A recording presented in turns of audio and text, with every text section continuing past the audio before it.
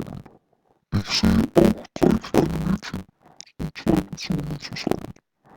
Das drei kleine Mädchen schauen auf die zwei anderen Personen. Das drei kleine Mädchen ist tanzen. Sie sehen aus wie in einer großen Stadt. Nach rechts ist einige orange Fische und ein Leiter. Nach links ist ein weißes Pferd und das Pferd hat schwarze Punkte.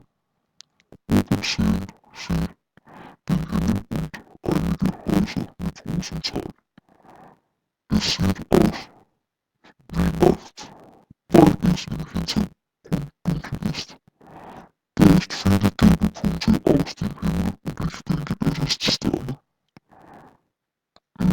Der Bild ist viele Orbit und er ist viele Farben. Die Thema ist Liebe, weil der zwei Personen hängt zusammen und es ist ein Symbol für Freundschaft. Und die drei kleinen Mädchen ist ein Symbol für Geschwisterliebe, denke ich. Der Frauen ist traurig und die andere umarmt sie. Und das bedeutet, dass man sich